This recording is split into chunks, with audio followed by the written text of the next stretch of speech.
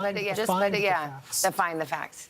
Remember, the House at that time Yeah. was controlled by Republicans, and they were investigating Benghazi the whole time, and the Senate, similar thing. So there was only one place to do this. You feel like Mueller thought his job, his commission, find the facts. You've been watching facts, NBC special live coverage of the Mueller report, and we're going to continue to follow this story for you throughout the day. Local 4 News at noon starts right now.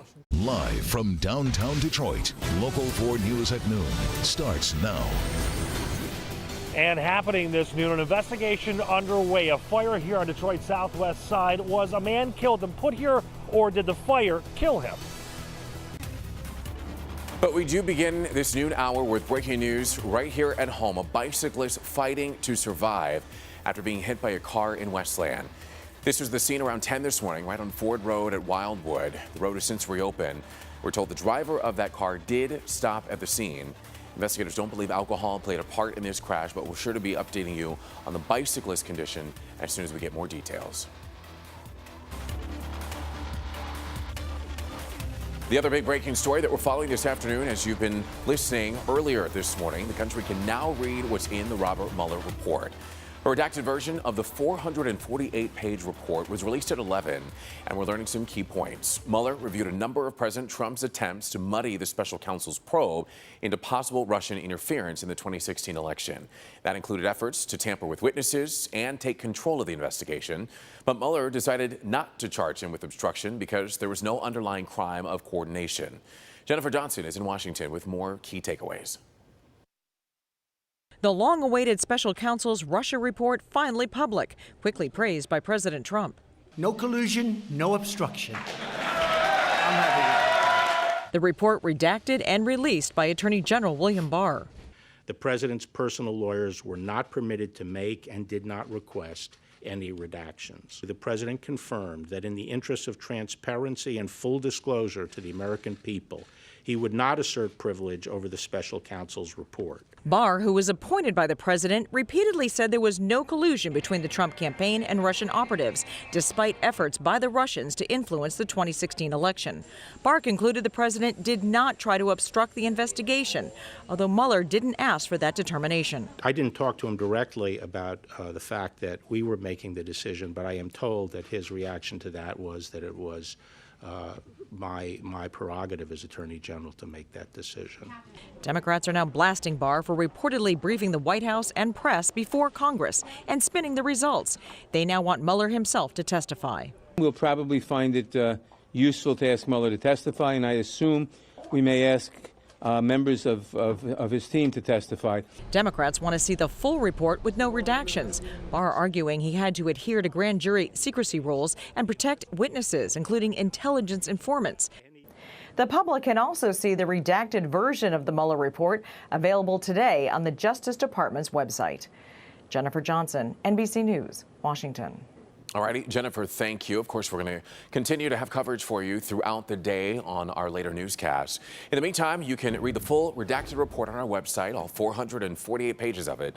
That's right there on clickondetroit.com. And now to a very disturbing discovery after an overnight fire in Detroit. Firefighters found a body when they put out the flames, and they think that it could be criminal.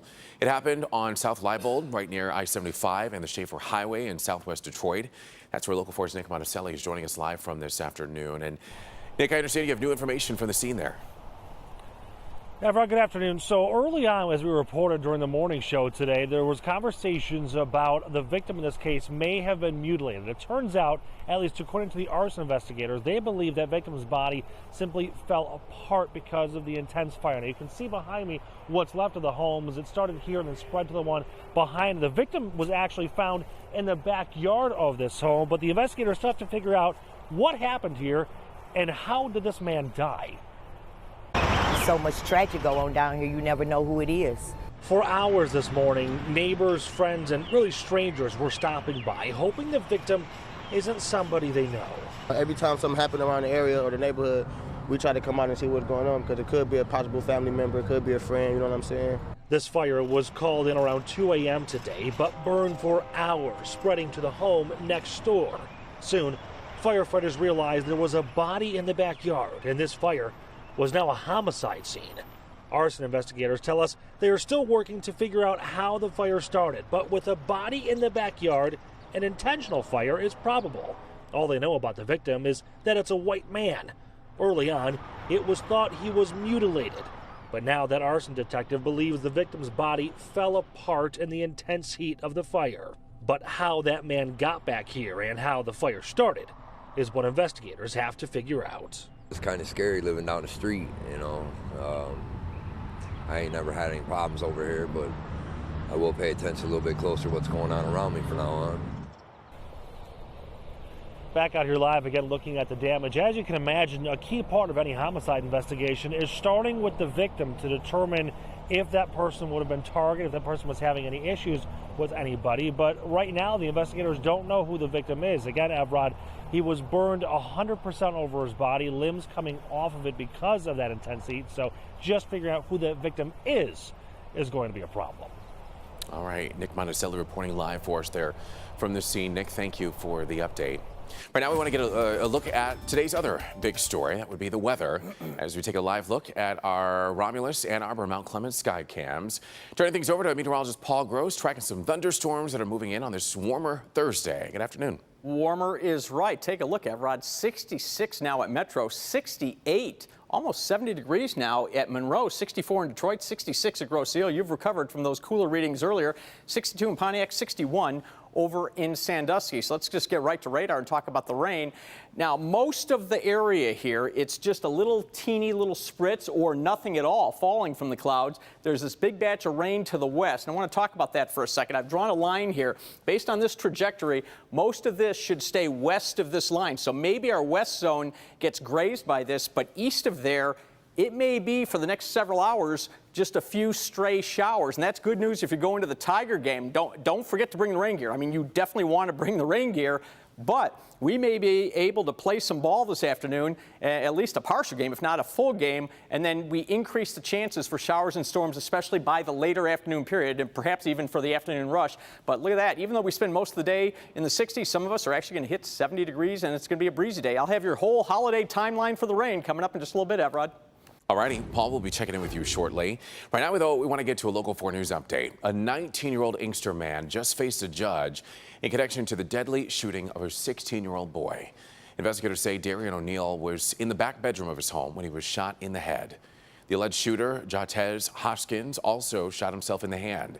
Police say that he took off from the scene Sunday afternoon and went to the hospital, and that's where he was later arrested. Hoskins now faces involuntary manslaughter and felony firearm charges.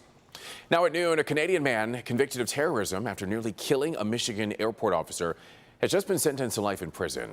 Amor Fatui drove 1,000 miles from Montreal to an airport in Flint, where he yelled "God is great" in Arabic while stabbing an officer repeatedly. Federal investigators say Fatui wanted to get the officer's gun to start a mass shooting at the airport. Investigators also say that he wanted to be killed so that his family could collect life insurance. Well, Outer Drive was closed overnight after a police chase ended with a violent crash. This accident happened just before 3 in the morning, right at the intersection of Outer Drive and Michigan Avenue. That's over in the Dearborn area. Now, it's unknown where the chase started, but it ended when the suspect crashed his Camaro into a taxi cab. The suspect took off and is still on the loose right now. Police are saying the taxi driver was hurt, but thankfully is expected to be okay. So there's a big hole in front of the building at the College for Creative Studies over in Detroit. A car crashed into the Design Education building this morning, and our cameras captured the aftermath. You can see the doors are smashed there. Some of the windows are broken. Right now, there's no word on how long it's going to take to fix all of that damage or what was going on with the driver in this situation. Let's talk about Uber. The ride-sharing company is rolling out some changes to help keep you safe. We'll tell you what will appear on your phone to ensure that you're getting into the right ride share. That's coming up. Plus, he's one of the expert divers that helped rescue the Thai soccer team that was stuck in a cave. So how did he get stuck in a cave for more than a day? See how the rescuers managed to help this man stay alive. But first, cans of gas and bottles of lighter fluid. Police prevent a possible disaster at one of the most iconic cathedrals in the U.S. Thursday tonight. A man is arrested outside of St. Patrick's Cathedral in New York after trying to walk in with cans of gasoline.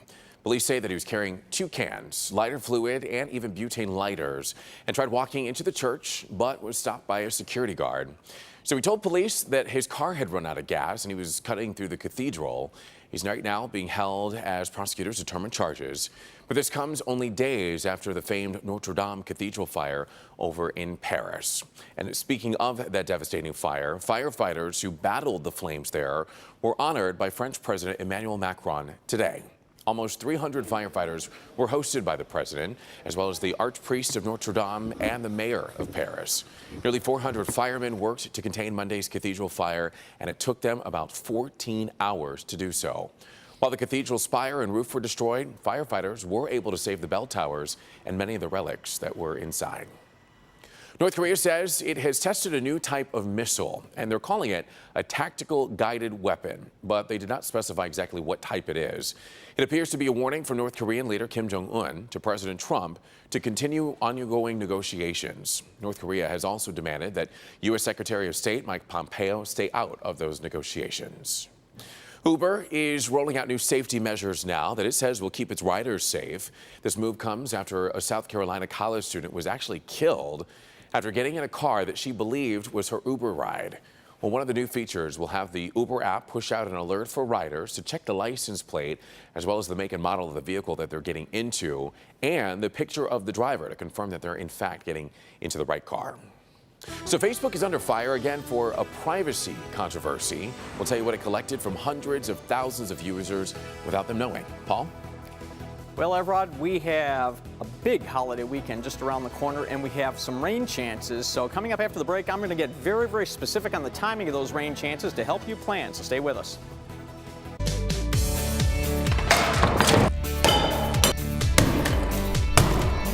Taking your anger out in a rage room tomorrow at 6 a.m. Now. All right, welcome back, everybody. Meteorologist Paul Gross joining me now. We are excited about the warmer temperatures. Yes, we are. You know, but it is April. It so is that means we got to get a little rain with it. And in April, you know, those temps go like this. Yes. And tonight they're going to go like this. Okay. Oh, yeah. Today we're going to be near 70. Tomorrow we're not going to hit 50. Oh. Yeah. Well, what had happened? Yeah, well, a front's coming through. That's what's going to happen. Right now, though, we're on the warm side of the front, and we are in the 60s. In fact, Metro Airport's at 66 degrees, and even the cooler spots are in the low 60s right now, and it is a breezy afternoon as expected. So on radar, you can really see what's happening. Now, east of US 23, we just have a couple of scattered showers. To the west is this big batch of rain that's coming in, and there's more down to the south. Take a look. We'll just broaden the view for you. There's a whole train of this stuff going all the way down to southern Illinois there, but it's all moving on a north-northeast line and should stay mostly west of US 23 for the next few hours. So again, if you missed the top of the show, if you're going to the Tiger game, bring rain gear, but we may be able to play this game with just a few showers, and then we increase the chances later on this afternoon. In fact, let's get right to the computer model, and we'll explain this for you. So here comes that front I was just talking about with Evrod. I mean, this is the front edge of that colder air, and probably an increase of shower and thunderstorm activity late afternoon into the evening hours. Now, I'm going to put this in motion. Don't focus on specifics here because I'm going to give you a closer view of this in a minute. But just watch how these lows ride up the front and just keep the front from really moving much. So you've got one low moving out, then there's another low coming up from the south. And just watch this. This thing is just going to meander as we get into the weekend, at least into Saturday, pushing another wave of rain back our way into Saturday. You can see that there. And then finally on Sunday, it's going to start weakening and pushing off to the east and get just far enough east of us that I think we may be able to squeeze out a dry Easter Sunday. Technically, there's a very small chance for a shower, but right now, we're going to keep it dry for Easter Sunday. That'd be good news. Now, here's that closer view later on this afternoon. Here comes that line of showers and thunderstorms ahead of that cold front. That comes through, and then big batch of rain comes up with that next low. It could be pouring rain for the morning rush hour tomorrow, so take note of that. And then tomorrow afternoon, it breaks up, and so hopefully it's just a couple of showers in the area if you're heading to evening services for Good Friday or you're heading to your Passover Seder tomorrow night. And then we get a bit of a break, and then on Saturday, that next low comes up, and here comes the next batch of rain crossing the area during the day. This is midday here, 11 a.m., and then, as I showed you on Sunday, things tend to kind of break up, and we hopefully will have a dry Easter Sunday. So again, a scattered light shower initially, and then a better chance for a shower or thunderstorm later this afternoon. 70 degrees for the high, and again, it will be a breezy afternoon with a wind from the south-southwest at 15 to 25 miles per hour. 48 the high tomorrow. We already talked about the weather, so let's just focus on temps. And still cold on Saturday, only 52 for the high. But Sunday we recover into the mid-60s. And again, if we can keep it dry, that would be a reasonably pleasant Easter Sunday, although the grass might be wet for the Easter egg hunt. But rain returns in fits and spurts next week. But notice, we stay into the 60s. And Evrod, right now, I think, based on the long-range charts, we are going to be in the 60s to stay all the way through next week. All right, sounds good. Paul, thank you. Let's get to this Help Me Hank alert now involving your privacy on Facebook. This afternoon, the social network is admitting that it collected the email contacts of 1.5 million users without their consent. Facebook says email contact lists were accidentally uploaded to the site after a design change 2 years ago. But Facebook didn't realize it until about this month. The company says the contact lists have not been shared and they're in the process of being deleted. So an elite cave diver is rescued from a cave, in fact, after being lost underground for more than a day. Thankfully, he was very experienced and actually one of the men who helped rescue that missing soccer team in Thailand last year.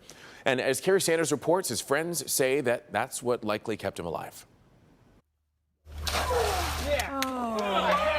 This was the moment when a missing British cave diver emerged, safe and unhurt. Josh Bratchley, an experienced diver, was with 4 others exploring the remote cave when they somehow got separated.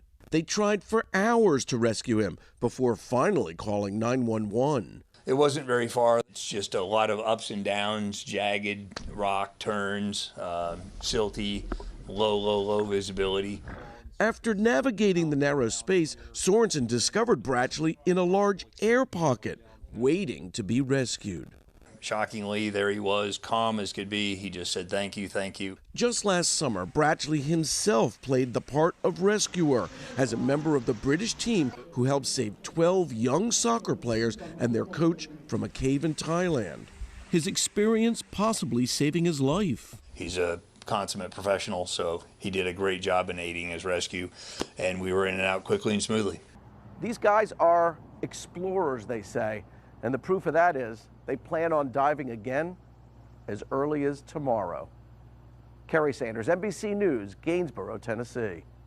We are just glad that he's okay. Kerry, thank you.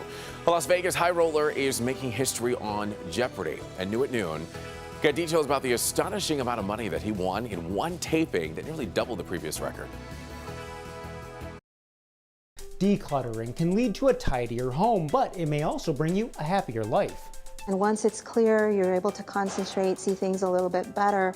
Anything is possible, which can bring joy to someone. Today at 5, I'll show you the unexpected benefits getting organized can have on your family's mental health. All right, so finally here at noon, wow, this is incredible. A Sin City professional gambler broke his own single episode record winnings on Jeopardy! That's right. James Holzhauser won a whopping $131,127 on last night's show. And Paul, what's even more impressive here is that he actually beat his own record that he set the night before. That was $110,000. And I mean, he beat it by quite a bit. Yeah. Meanwhile, we should point out Jeopardy host Alex Trebek, he actually posted a heartfelt message to fans yesterday. As you know, he was diagnosed with pancreatic cancer, and he thanked all of his fans for their well wishes following that news. And of course, we certainly are wishing him well. He's keeping his spirits up, which sounds like the right way to go. So absolutely, our thoughts and prayers are with him. You bet. All right. Well, enjoy the warm day, everybody, but also enjoy the rain. If you can enjoy rain. Have a great day.